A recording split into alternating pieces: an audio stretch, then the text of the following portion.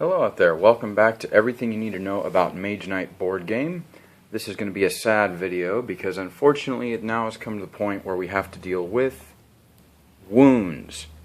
These wounds are deed cards. You can see the back's the same, but the front is the same. It's just a red card with a black outline and a drop of blood. So you can keep these face up. As you can see, I have the advanced actions over here, the spells over here, and the wounds right here. And I'm going to go ahead and draw a couple of these wounds just to have them close by. I've gone ahead and taken a few turns of the game. As you can see, Arithia is all the way up to Fame 10. She's at level 3 on the board, which means I have added a skill. I went ahead and added Dark Paths. I've added an advanced action to this deck. And now, I've also recruited a couple of units. At level 3, my armor's gone up from 2 to 3, although my maximum hand size is still 5. And I'm in combat, and I was unable to block my enemy. So I'm going to take 6 points of damage. So I'm going to draw 5 cards into my hand at random here. 1, 2, 3, 4, 5. Now fortunately I have Tranquility, so after I've taken these wounds, I'm going to be able to heal. So that was fortunate that I have Tranquility in my hand. But we're going to decide how I'm going to assign these 6 points of damage. And I'm going to explain how these wounds work. I take these wounds into my hand, and the first thing that happens is I take the first wound because I'm assigning damage. So my hero gets wounded. This is going to go in my hand. And now at the end of my turn, when I draw up to 5 cards, this wound is going to be one of those cards. So I'm actually only going to get 4 other cards. What these wounds are doing is they're clogging up my hand. And at the end of the game, they're going to cost me 2 fame for each wound in my hand. I have an armor of 3, and I'm taking 6 points of damage. So what I'm going to do is take this wound. I'm then going to subtract my armor from the points of damage I'm taking. 6 minus 3 is 3. I then take a second wound. I subtract my armor once again from the points of damage remaining. Remember, I had 3 points of damage left, and my armor's 3, so that leaves me with 0. So after taking 2 wounds, I've assigned all the damage. An easier way of saying that would be to say, I have 6 points of damage to assign. 6 divided by 3 is 2, so I take 2 wounds and I'm done. If that number doesn't come out even, by the way, let's say I had 7 points of damage to assign. 7 divided by 3 is 2 1/3. I would take 3 wounds, because I would round up. But there's another option, because you might notice here I have recruited 2 units to my army. So before I assign damage to my hero, I can choose to assign damage to these units. What I can do is I can wound these savage monks. They have an armor of 4.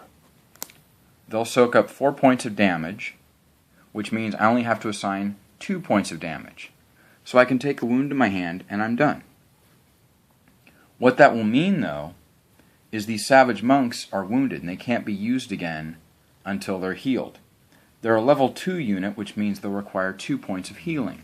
Fortunately, I have Tranquility here, and if I charge this with green mana, I get Heal 2, which means I could just heal them. Or I could use 1 point of healing to get rid of this wound in my hand. The reason I took this wound in my hand is because I want to use these illusionists, so I don't want them to get wounded. But this is where it gets interesting. You might notice this icon here by my armor. This is physical resistance. This means that before I wound this unit, I subtract its armor. So I'm going to go ahead and subtract 2.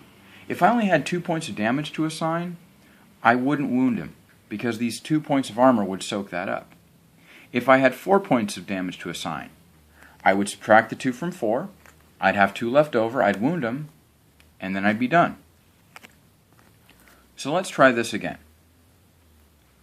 I have 6 points of damage to assign, and I have these 2 units. One has an armor of 4, the other one only has an armor of 2 but has physical resistance. So I take my 6 points of damage, I wound these savage monks, and I subtract 4. I have 2 left over. I subtract the 2 points of damage from this illusionist armor, because it has physical resistance, and I get 0. I don't have to wound it. So I'm done assigning damage at that point. That's why it's good to have units that have physical resistance. If you can have units that have fire resistance or ice resistance, that's good as well in the later game, because certain enemies will attack you with fire attacks or ice attacks. And if your unit has resistance, it's going to chop the damage in half. And the way it chops it in half is you subtract the damage, or you subtract the armor from the damage before wounding it. Then you wound it and subtract it again. It's basically cutting the attack in half. These wounds will clog up your hand, as I said, because they count against your hand limit. You cannot play these wounds sideways for block 1, influence 1, attack 1, or move 1. That doesn't work. You can't discard them unless you have a card or an effect that allows you to do so, which is very, very rare. So it's best to avoid these at all.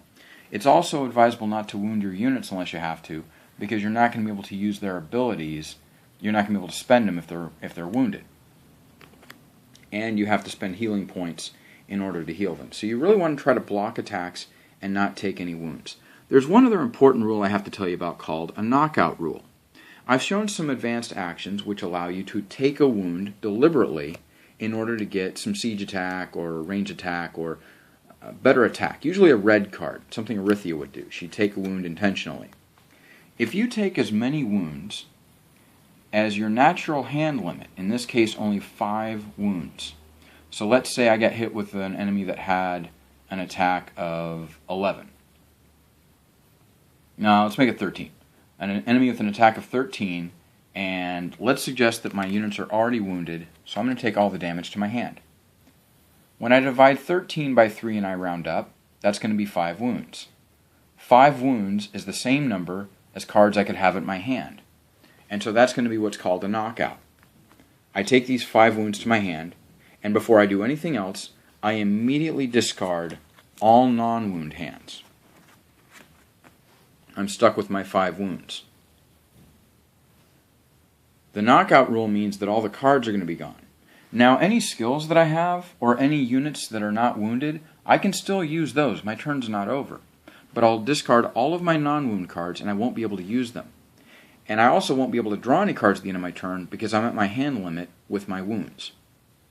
So now I'm going to explain what else you can do on a turn besides taking a regular turn. You can rest on your turn.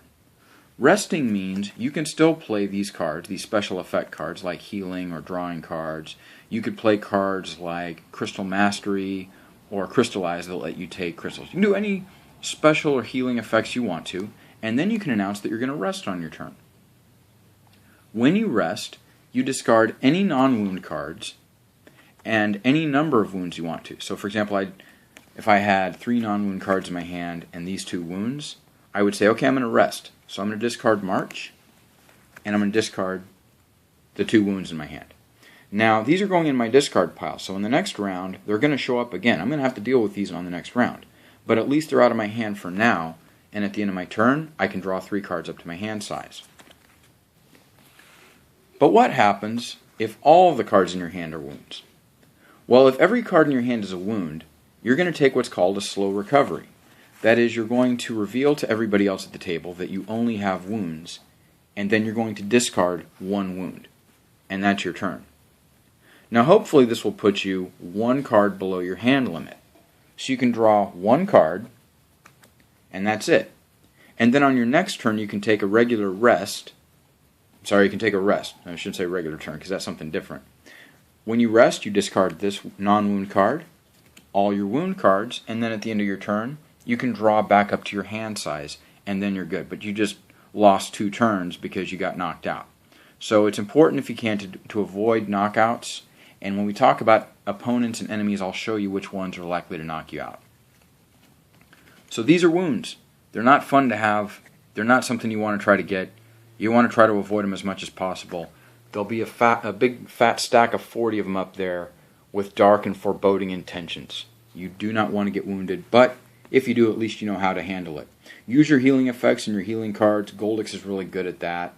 Obviously, Norawas is going to have enough influence that he can spend those influence in monasteries and in villages to buy points of healing. And Tovok and Rithia, well, they really don't care that they're wounded. They'll find a way to make that work to their advantage because, like I said before, Arithia is one 6'6" sadomasochistic lady.